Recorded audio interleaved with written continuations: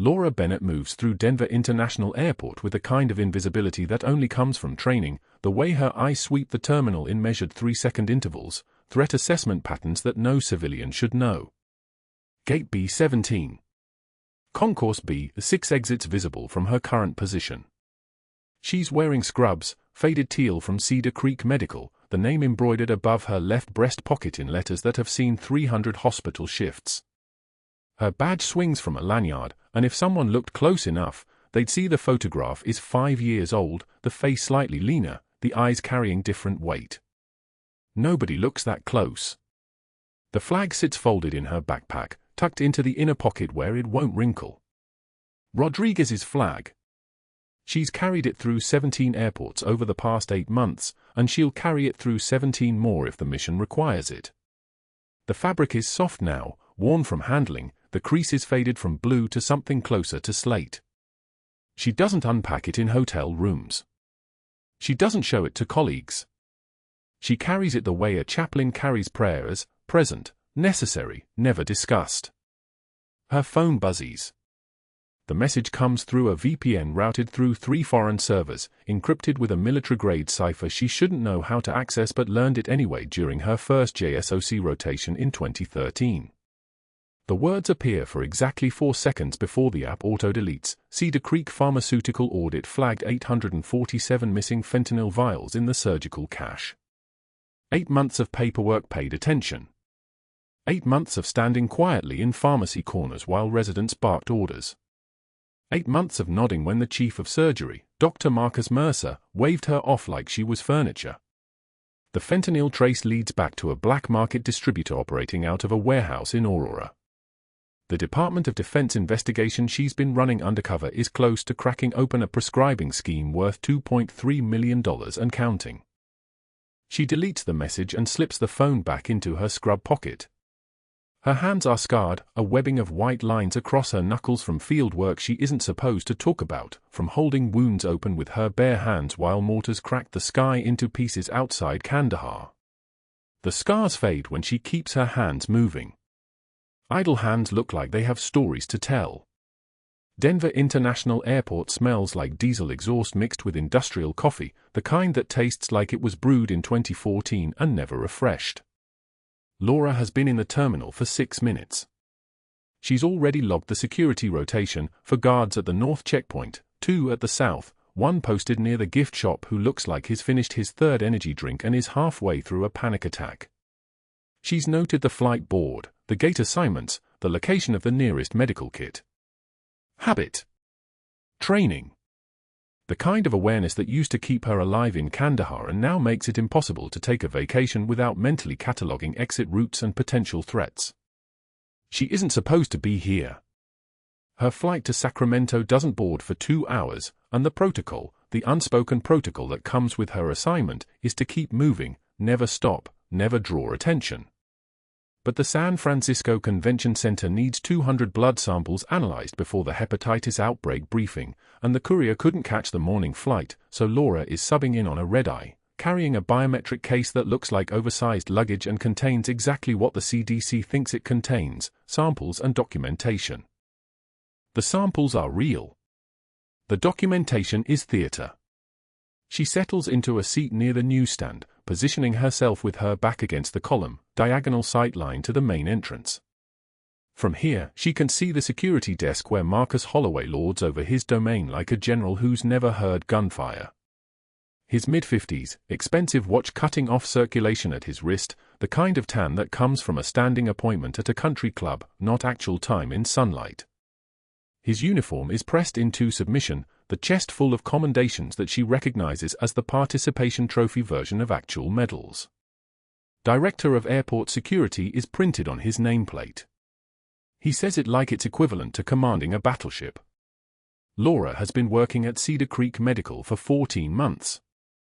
It took her 8 months to figure out that Dr. Mercer was moving narcotics through the pharmacy at a rate that would have triggered federal audits if anyone had been paying attention.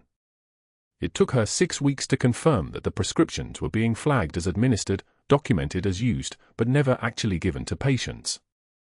It took her 2 weeks to realize that Marcus Holloway's private ambulance company, Metro Response Medical Transport, registered to a shell corporation in Delaware, was getting exclusive contracts to transport patients from Cedar Creek's emergency department.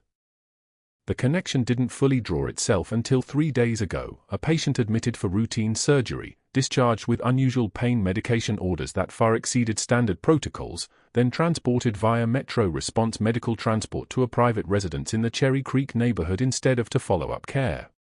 A patient who didn't exist in the hospital's billing system by the time Laura checked the records. Dr. Mercer and Marcus Holloway. One public, one hidden, both with their hands in the same cookie jar. She checks her watch, 2:24 p.m. Gate B17 is supposed to be empty until the Sacramento flight boards at 4:30. She counted the passengers at check-in, 184 total. She counted the families, the business travelers, the medical personnel heading to conferences. None of them are watching Marcus Holloway, the way he moves through the terminal with the posture of a man who believes he owns it. He doesn't see Laura. He looks right past her, dismissing the tired woman in faded scrubs the way he dismisses all women who aren't worth adding to his phone. Just another healthcare worker, probably pulling double shifts, probably makes $40,000 a year and thinks a security director's job is important. Just another invisible person moving through his airport. He has no idea that the woman in the seat near the newsstand has spent 612 hours over the past 8 months watching him. That she's run his name through every database the Pentagon gave her access to. That she's documented every suspicious ambulance routing, every prescribing pattern, every phone call he's placed to Dr. Mercer after standard business hours. That she's built a case that would take 40 minutes to present to a federal prosecutor and another 3 weeks to move from indictment to arrest warrant. A distinguished man in an expensive suit enters through the main terminal doors, and something in Laura's peripheral awareness shifts. It's not a conscious thought, more a recalibration, the way a dog's ears rotate toward distant thunder. The man is maybe 60, silver-haired, the kind of bearing that comes from decades of authority. He's moving slowly, hands steady, but there's something in his breathing pattern that catches her attention. The exhales are longer than the inhales. The shoulders are riding higher than they should. Laura watches him settle into a seat near the coffee kiosk, 14 feet from her position. He pulls out a newspaper, actual print, which is unusual, and his hands, while steady, grip the pages too tightly. His left eye twitches twice. His coloring is moving from pale toward grayish, the kind of shift that happens when the body is fighting something internal. She doesn't move. Not yet. She just observes. At the security desk, Marcus Holloway adjusts his nameplate and watches his phone for the time. At 3:15 p.m., he'll take his break. At 3:45 p.m., a Metro Response medical transport ambulance will pull up to the private entrance, and a patient will be loaded in for transport to a care facility that doesn't technically exist in any state database. Standard business. Standard theft. Standard everything. Laura opens the magazine she picked up at the newsstand and pages through photographs of things she doesn't care about, while her peripheral vision stays locked on the gray-haired man who's now reading the same paragraph of his newspaper over and over. His breathing is shallower. His lips are losing color. The flag in her backpack shifts against her ribs. Rodriguez's flag. Rodriguez died on a Tuesday in June, holding pressure on a wound in his thigh while rounds snapped past his head like angry wasps. Laura had been 3 meters away, and sometimes 3 meters feels like 3 miles. The man at the coffee kiosk shifts in his seat. His hand moves to his chest. Laura's training tells her to stay invisible. Her assignment tells her to stay in cover. Her protocol is to never engage, never reveal her actual capacity, never do anything that compromises the 8 months of careful work building the case against Dr. Mercer and Marcus Holloway.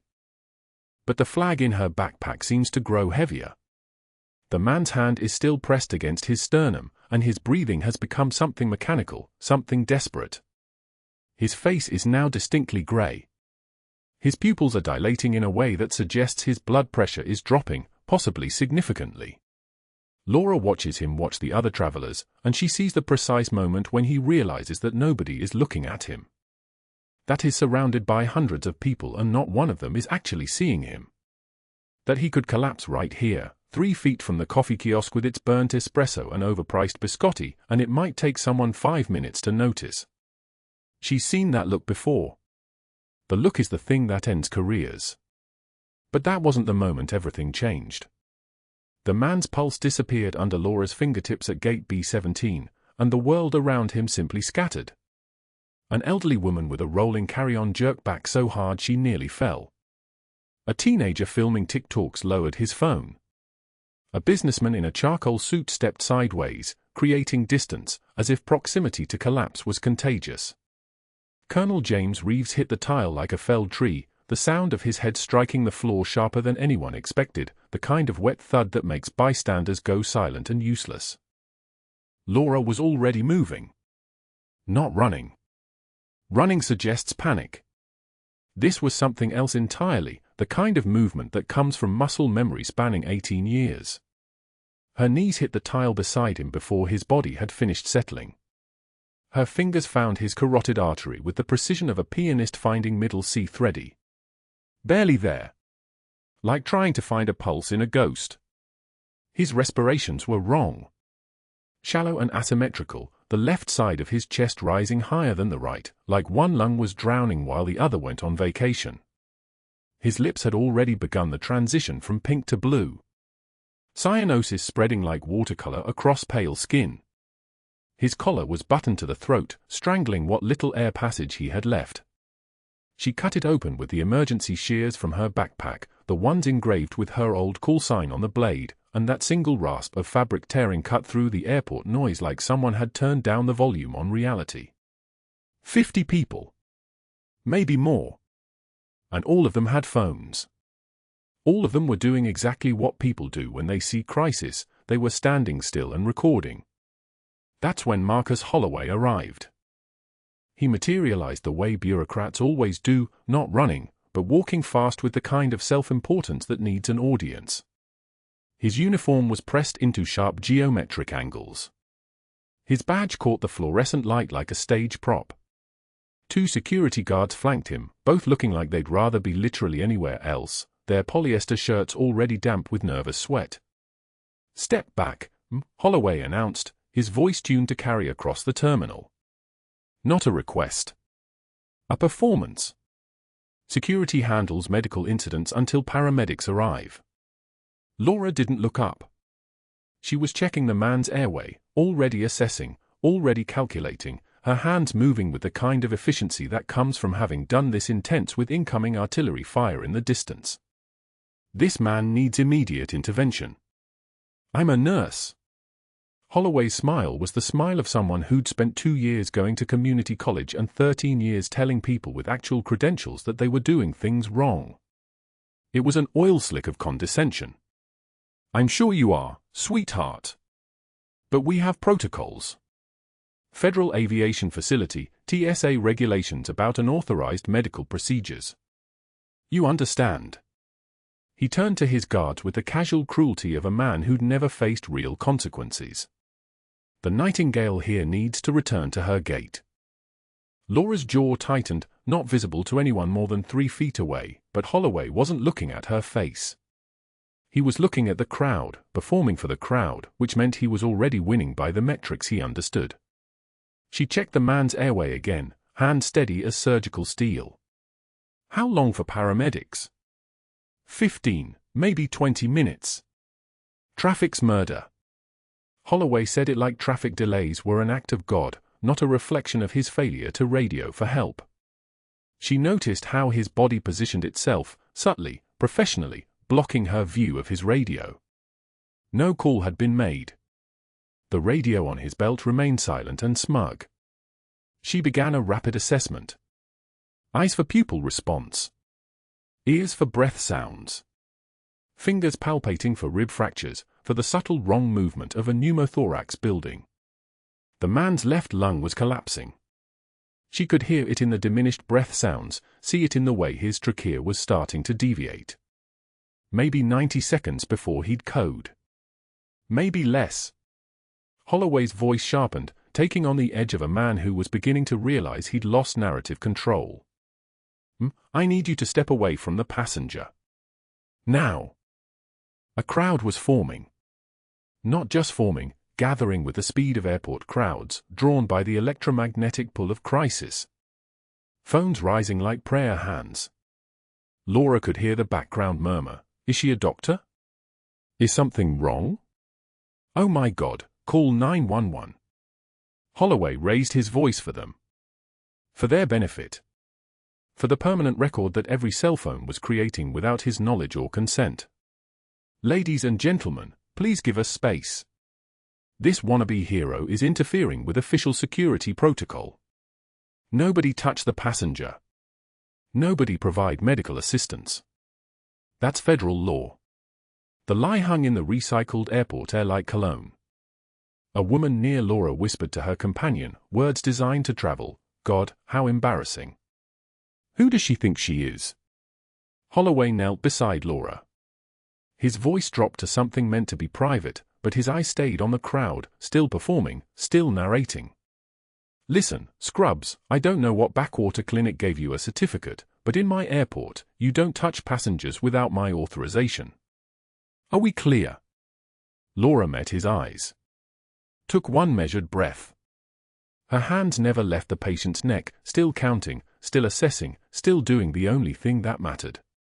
The tear came, just one, precision-engineered by years of compartmentalization, and she wiped it away with her thumb without breaking eye contact. I've held dying men in Kandahar who had more courage than you'll ever understand. The quiet steel in her voice made something flicker in Holloway's expression. Fear, maybe. Or the first crack in his certainty.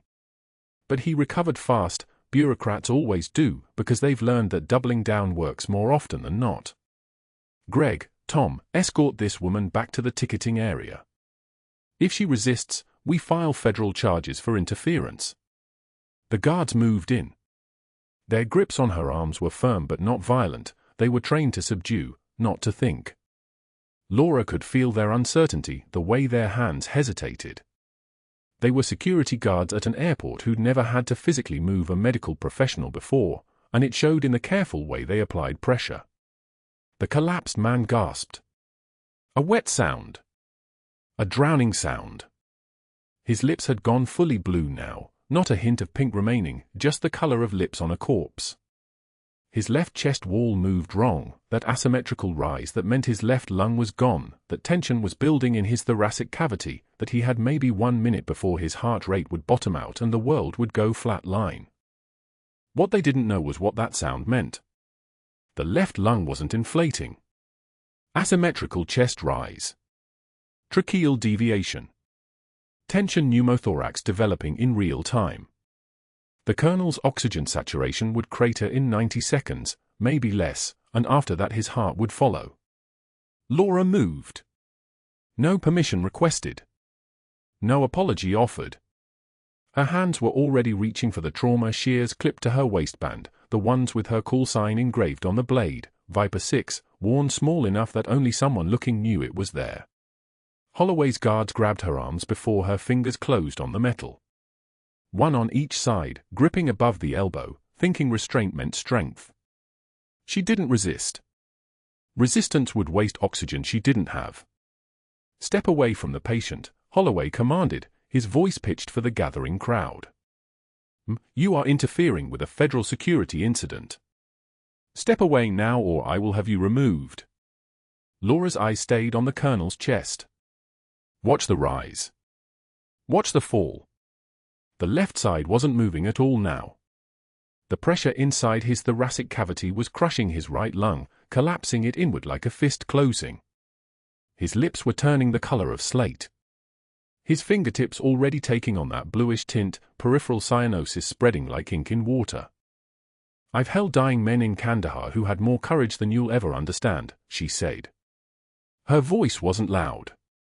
Didn't need to be. It was the kind of steady that comes from having already survived the worst, the kind of calm that makes the air pressure change. The guard's grip tightened reflexively, but they didn't move. Holloway's face flushed. Red climbing up his neck like mercury in a thermometer. Radio for officers. Now. This woman is in violation of Laura twisted her left arm with the precise mechanics of someone who'd done this 1,000 times in different contexts. The guard's grip loosened for 1 microsecond, not from pain, but from surprise, and her arm was free. Her right arm followed immediately after, a fluid rotation that made the second guard stumble backward. The trauma shears were in her hand.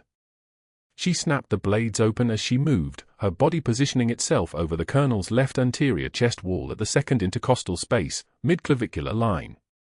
The anatomy was the same everywhere, Denver International or Kandahar, airport terminal or field hospital, the human body followed the same rules. Pressure collapsed lungs. Needles decompressed them. But she didn't have a needle.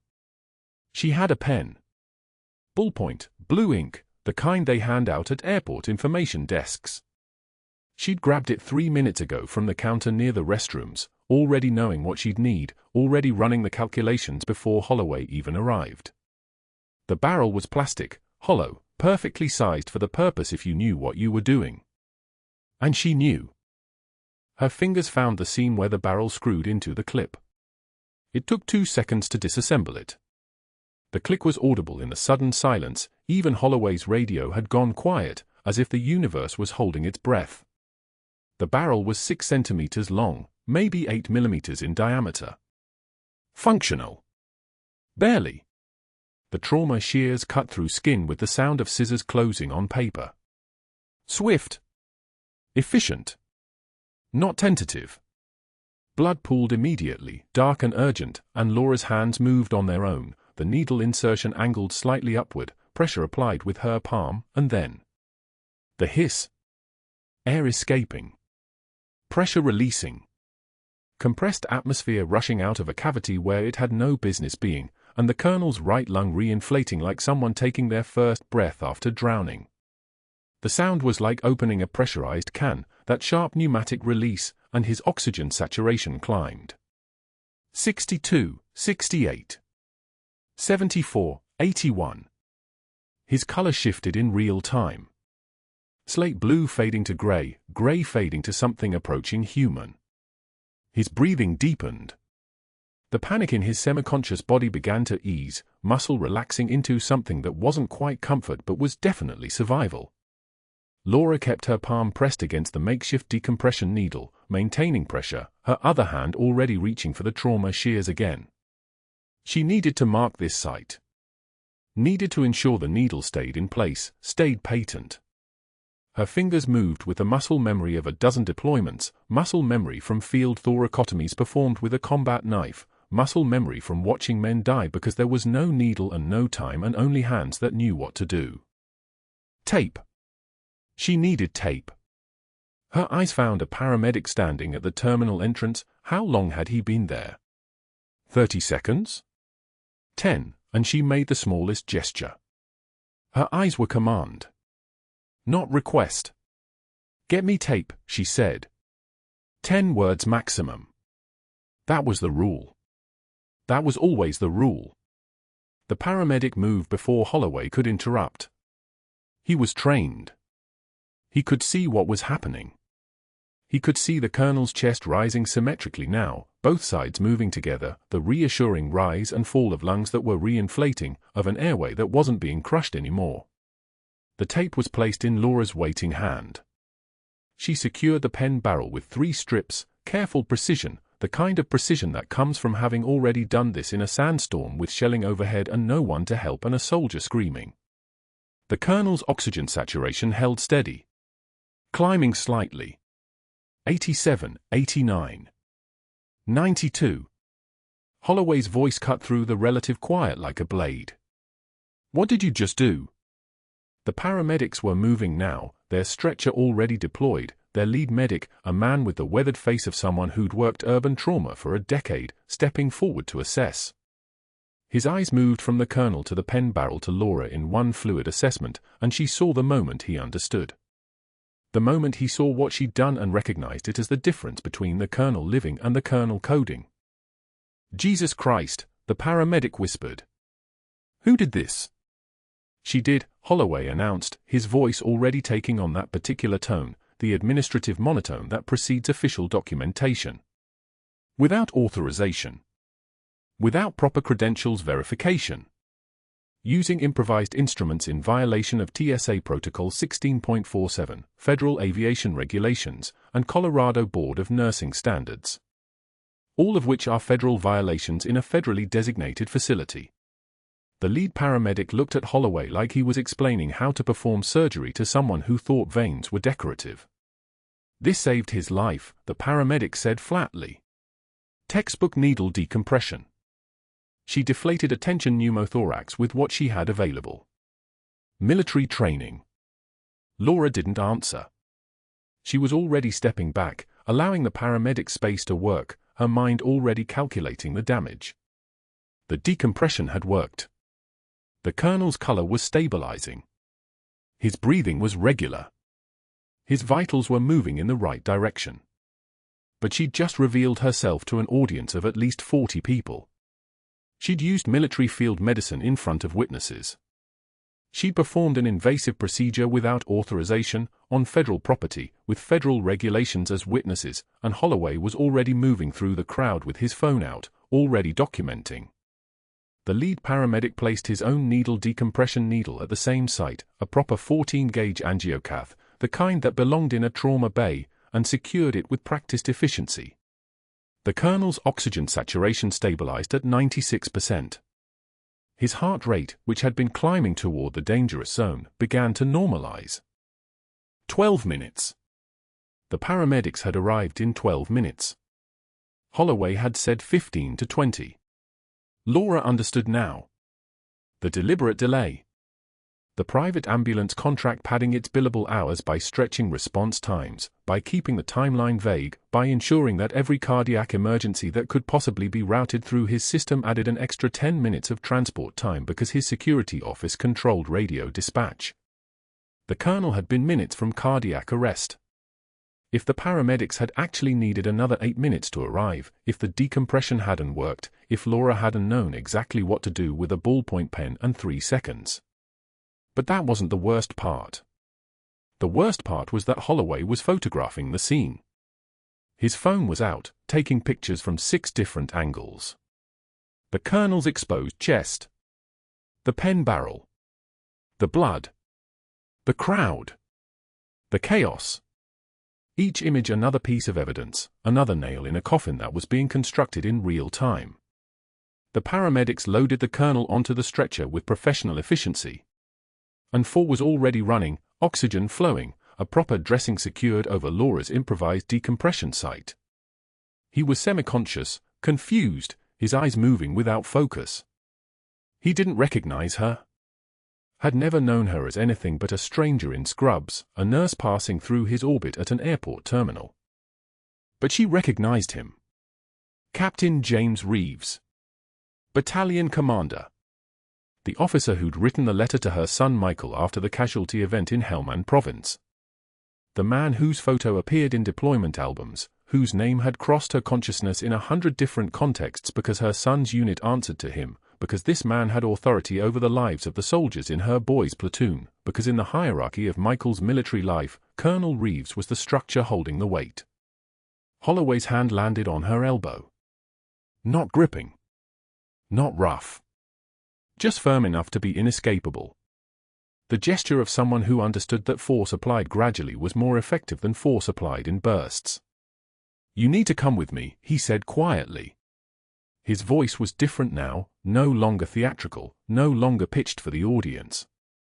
This was the voice of someone who'd just locked the door and was settling in to make you understand your mistake. "We need to document this incident properly." She didn't resist.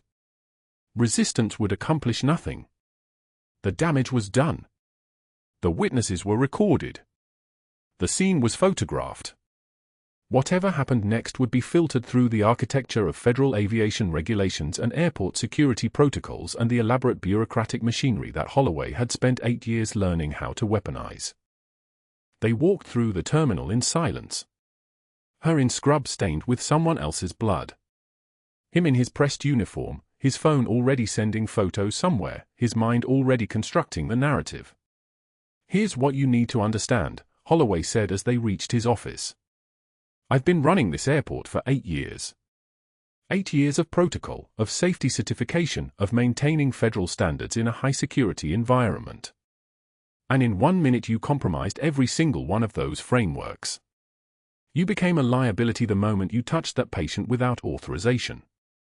The office was sterile. Desk. Computer.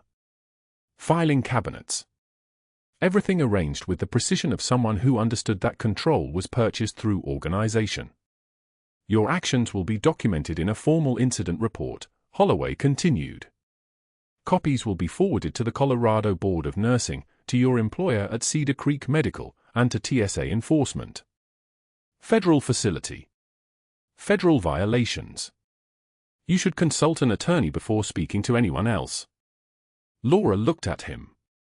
Really looked at him. Saw the calculation in his eyes, the competence, the bureaucratic weaponry he was already assembling. He wasn't angry anymore. He was focused. He had a strategy. And that made him far more dangerous than his earlier bluster. I understand, she said. 8 words. That was all he deserved. The escort from the terminal took 17 minutes. She carried her backpack with the folded flag, Rodriguez's flag, the one she'd carried through Kandahar, the one she kept close whenever the mission got hard. She didn't look back. By evening, the call came from Cedar Creek Medical. Her supervisor's voice was carefully neutral, the tone of someone reading from a script that had already been approved by legal. Laura, we need to discuss some serious allegations. Multiple accounts of unauthorized medical intervention. Federal facility violations. Reckless endangerment. You're suspended pending investigation, effective immediately. Badge access deactivated. Do not return to hospital property until we've completed our review. The phone went dead. She sat at her kitchen table in scrubs still stained with blood that wasn't hers, in a house that suddenly felt like a safe house she was about to have to abandon, and she understood that everything she'd built, the cover identity, the nursing position, the 8-month undercover investigation into prescription diversion, was collapsing in real time.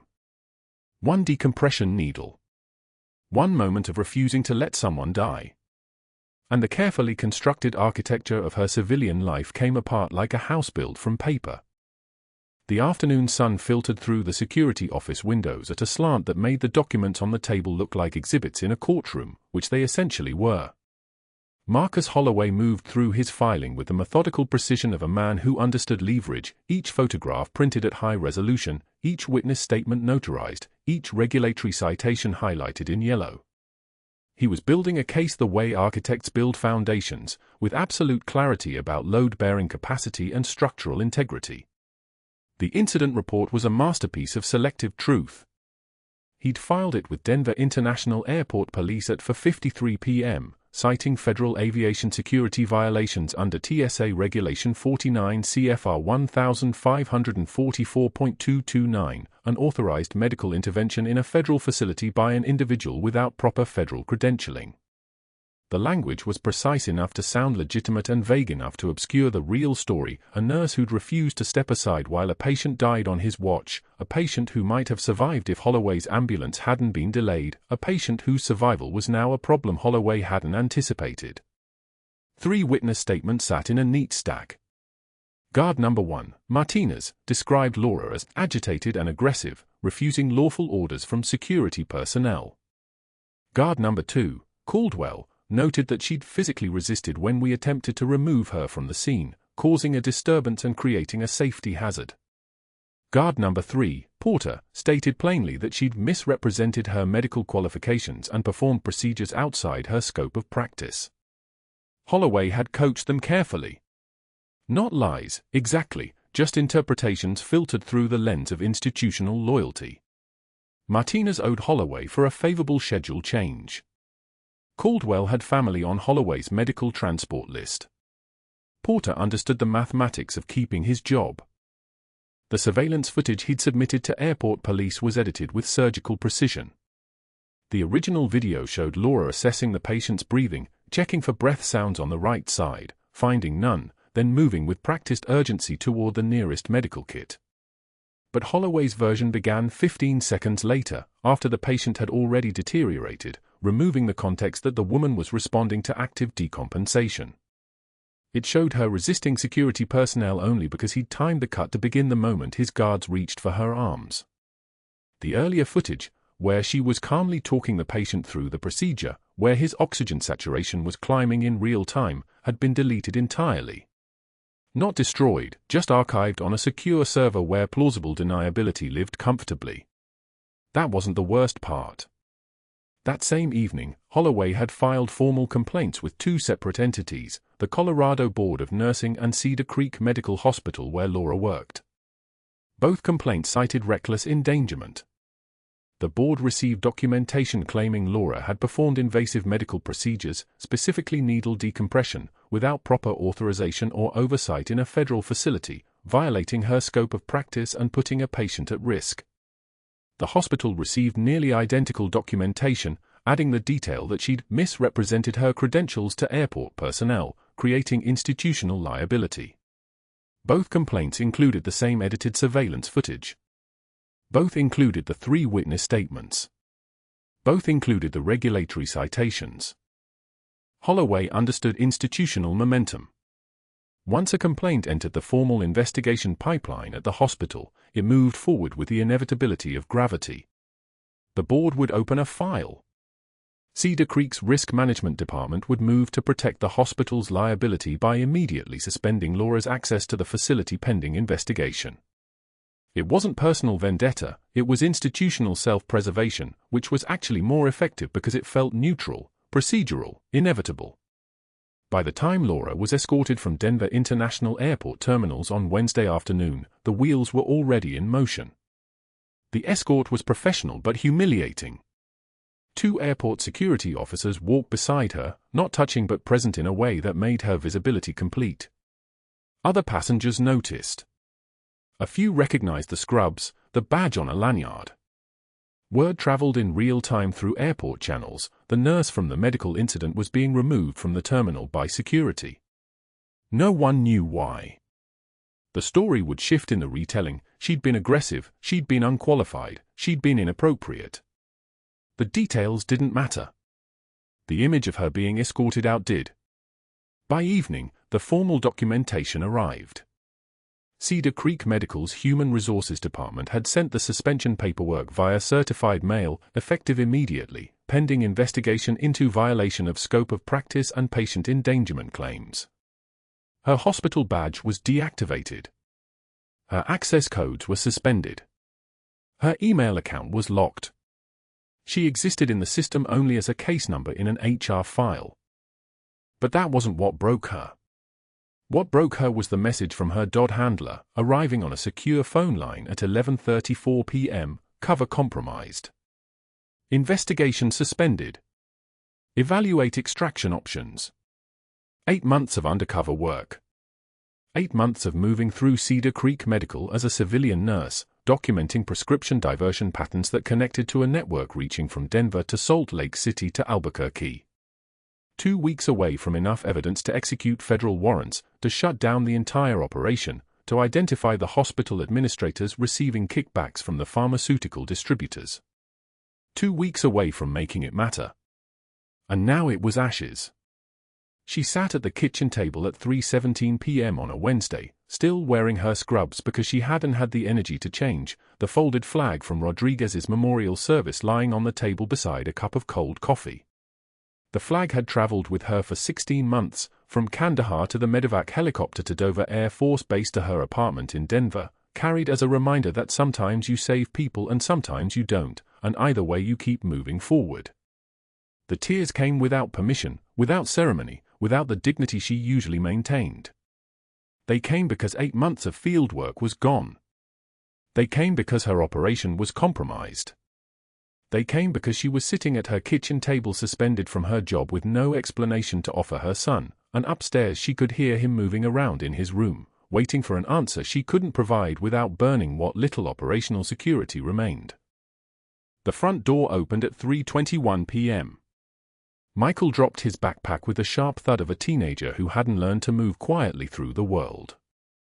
He froze in the doorway when he saw her sitting in the afternoon light, still in her scrubs, tears not quite dry on her face. "Mom? Why are you home?" His voice carried genuine alarm. His mother was never home at 3 p.m. His mother was in operating rooms, in emergency departments, in the structured environment of Cedar Creek Medical where she belonged. "Did something happen? Are you sick?" She wiped her eyes with the back of her hand, for something that might have resembled a smile. "Mom just needs a minute, honey." The words came out hollow, improvised, unconvincing. Michael stared at her with growing confusion. He set his backpack down carefully, the way you'd set down something fragile. "You're crying." "Mom, you don't cry." "What's wrong?" She couldn't answer him without lying. She couldn't tell him the truth. She existed in the space between, which was its own kind of suffocation. That night she received the formal documentation. Holloway's official complaint to the Colorado Board of Nursing occupied 6 pages and was written with institutional precision. The letter cited her violation of Colorado nursing regulations by performing invasive medical procedures including needle decompression of a pneumothorax using improvised equipment in a federal facility without authorization from medical direction. It claimed she'd represented herself as having qualifications she did not possess and endangered a patient through reckless medical intervention. The board would open a formal investigation. She would receive a hearing date. Pending that hearing, her nursing license was under preliminary review. The complaint to Cedar Creek Medical was similar but focused on institutional liability. It alleged that Laura had misrepresented her credentials to airport personnel, creating the erroneous impression that her medical interventions were performed under hospital auspices. Cedar Creek, it suggested, bore potential liability for her unauthorized actions. The hospital's risk management team would need to determine whether her employment status should be suspended pending investigation. The email response arrived in her inbox at 7:43 a.m. Thursday morning. "Your access to Cedar Creek Medical Facilities is suspended effective immediately pending completion of the HR investigation. Your hospital badge has been deactivated. Please contact HR for details regarding your employment status." Her badge lay on the kitchen counter like a monument to a life that had stopped existing 16 hours earlier.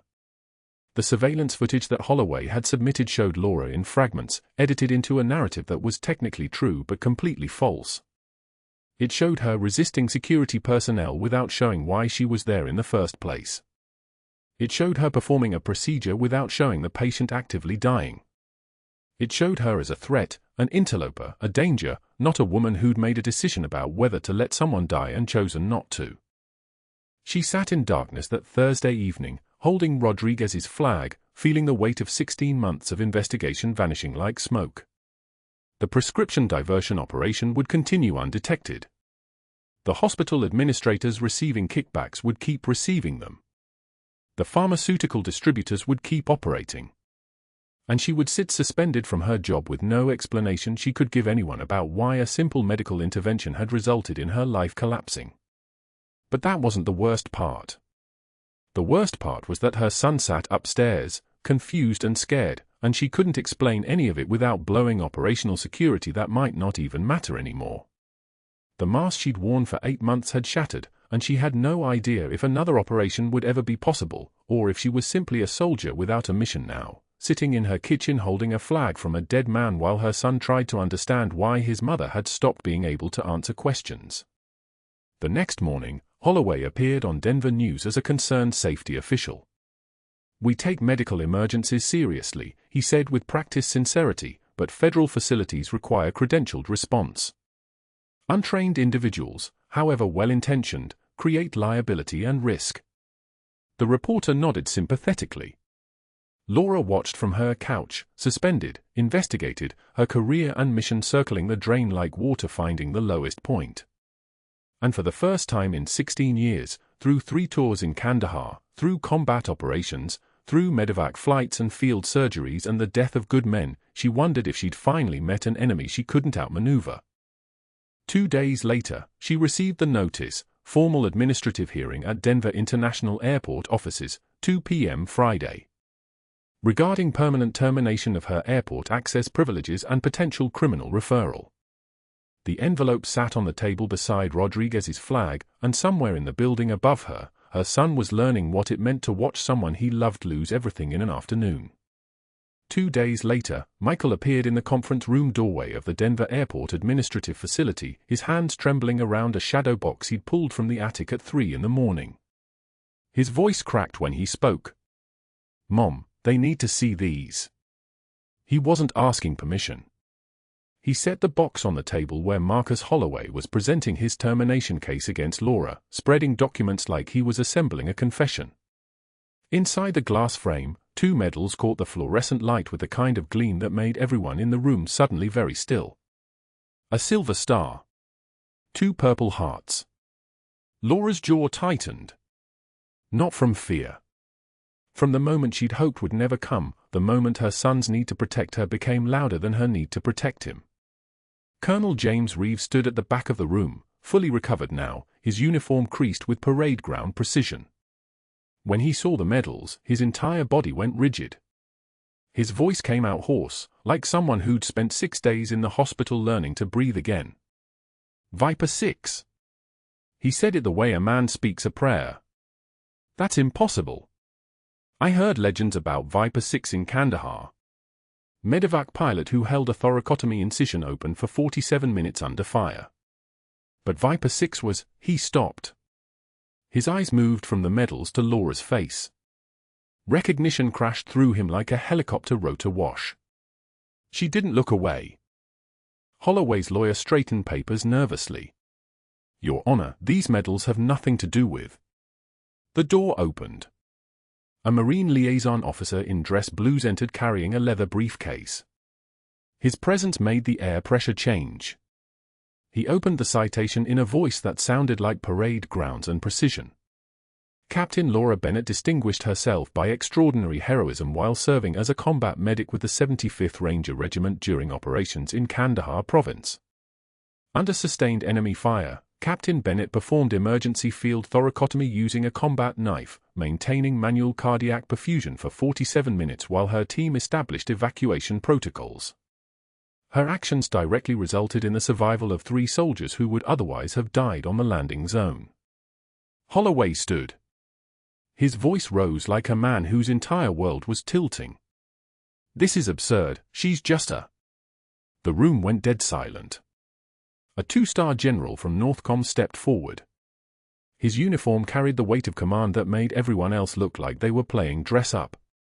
He saluted the medals with a kind of precision that held more respect than 1,000 speeches. The gesture was a blade cutting through everything Holloway had constructed. The general's presence said what words couldn't, that this woman had earned honors that Holloway would spend a lifetime trying to understand. The Marine liaison officer opened his briefcase. Photographs spread across the table like a confession written in numbers. Billing records. Cell phone transcripts. Bank statements. His voice remained neutral, which somehow made it more devastating. "We've been tracking a prescription diversion operation at Cedar Creek Medical for 11 months. Captain Bennett's undercover assignment provided crucial documentation linking the hospital pharmacy to street distribution networks. However, we couldn't establish the transport mechanism until Mr. Holloway's actions on the day of the Colonel's medical emergency." He tapped a specific page. 47 emergency transports from Holloway's private ambulance company. Each arrival time deliberately delayed by 16 to 23 minutes. Each delay corresponding to higher Medicare reimbursement tiers. Each delay coordinated with dispensing patterns at Cedar Creek's pharmacy. Holloway's lawyer grabbed his arm. "Don't say anything. We need immunity. We need..." The FBI agent who entered silently, the kind of person who moved like apex predators didn't announce their presence, set a second evidence bag on the table. Forged patient transport logs. Timestamped falsifications showing ambulance arrivals 15 minutes earlier than actual records. Work product Holloway had created in the last 48 hours, trying to bury his exposure before anyone connected the dots. The Pentagon representative's voice cut through like surgical steel. Captain Bennett's current assignment is classified, but interfering with a Dodd investigation is a federal offense, Mr. Holloway. And the FBI is very interested in your ambulance billing records. They're also very interested in the calls you made to Dr. Mercer at Cedar Creek. The emails about optimizing transport schedules for controlled substance availability. The bank deposits matching ambulance company kickback patterns. A pause. You delayed Colonel Reeves's emergency transport. You delayed it while he coded. For billing codes. Colonel Reeves stood. His voice came out parade ground hard, the kind of sound that carried authority earned in places where consequences were measured in blood. You let me die for insurance reimbursement. The sentence didn't sound like an accusation. It sounded like a statement of fact. Like something carved into stone. Holloway's face went from white to red to something between rage and calculation. He looked for exits that no longer existed. His mouth opened. Closed. Opened again. I want immunity. I'll testify about the hospital ring. Dr. Mercer, the pharmaceutical representatives, the entire distribution network. But I want immunity, Anne. You're not in a position to negotiate, the Pentagon representative said quietly. Captain Bennett already documented everything. You're just the confirmation. He nodded to the FBI agents bracketing Holloway's chair. The handcuffs came out like a sentence being read aloud. Holloway's lawyer stepped backward, the kind of retreat that said everything about where this ended. The agents moved with the efficiency of people who'd done this 1,000 times. One of them read rights in a monotone while the other secured Holloway's wrists. In the hallway, Laura could hear more agents escorting Holloway's head of security and 2 gate supervisors, the witnesses who'd given false statements, who'd been offered no immunity because there was nothing to negotiate. Michael stood holding the shadow box, staring at Holloway with teenage disgust that cut deeper than any courtroom verdict. Colonel Reeves caught Laura's eye across the room. The look between them held 8 months of classified work, 4 doctors arrested, 11 nurses brought to federal custody, 2 pharmacists cooperating with investigations, and 1 man whose corruption had finally collapsed under the weight of medals and documentation. The transport van pulled away from the federal building at 2:13 p.m. on a Thursday. Laura watched from the conference room window as Holloway disappeared into the system that would keep him contained for the next 7 years. 6 months later, Denver International Airport's arrivals area smelled like jet fuel and new possibility. Laura stood in her nursing scrubs, real ones this time, the kind Cedar Creek Medical had ceremonially returned to her once the Dodd cleared her public record, once the investigation concluded and the prescription diversion ring collapsed into federal custody. Colonel James Reeves stood beside her, fully healed, his Army Ranger uniform pressed with the kind of precision that made every crease look like a promise kept. Michael stood between them, taller than he'd been 6 months earlier, wearing the shadow box medals on a jacket he'd customized himself. He understood most of it now, the parts she could tell him. The parts that didn't require security clearance. On the other side stood Maria Rodriguez, her brother's sister, who'd flown in from San Antonio to hear the full story. Laura finally let her know everything, how she'd held the thoracotomy incision open for 47 minutes under mortar fire near Kandahar, how she'd kept their brother alive long enough for medevac, how he'd died 2 days later at Landstuhl Medical Center despite everything she'd done. How she'd carried his memory through 8 years and 2 career rebuilds and 1 undercover operation that turned her life into compartmentalized secrets. Laura handed Maria the folded flag. The one she'd carried through Kandahar. The one she'd borrowed Rodriguez's courage from every time a new mission got hard. He'd want you to have this. I just needed to borrow his courage a little longer. Maria took it with shaking hands. Through the terminal windows, a medical supply van pulled away from the federal transport facility. The plea deal's fine print was already in motion. In 6 months, 17 cents an hour would be Holloway's reality, driving the same supplies his fraudulent billing had once exploited, his sentence a kind of symmetry that needed no explanation. A reporter approached for comment, microphone ready, asking about the corruption case and the dramatic airport hearing and the woman who'd saved a dying man while her own career collapsed. Laura waved her off. Colonel Reeves nodded understanding. Some stories didn't need an audience. The work doesn't need an audience, Laura said quietly. She turned from the window, Michael at her side, and headed toward the exit. Behind her, the two-star general who'd saluted her medals whispered to his aide, "That's what they don't teach at the academy." But Laura was already thinking about tomorrow's shift at Cedar Creek Medical. The new Dodd investigation into surgical supply fraud. The next mission that needed doing. The quiet work that nobody would ever photograph. In the parking lot, she paused to let Michael catch up. Her hand rested briefly on his shoulder, her knuckles, scarred from years of trauma, shears and field work and the kind of heroism that never made headlines, catching the Denver sunlight like medals that nobody would see. If you made it this far, you understand that true courage often wears scrubs. Subscribe for more stories about the quiet people doing extraordinary things. Like this video, comment below, have you ever been underestimated by someone who didn't know what you were capable of, and hit that notification bell because next week we're uncovering what happens when a janitor with a classified pass gets caught cleaning up a crime scene that wasn't supposed to exist.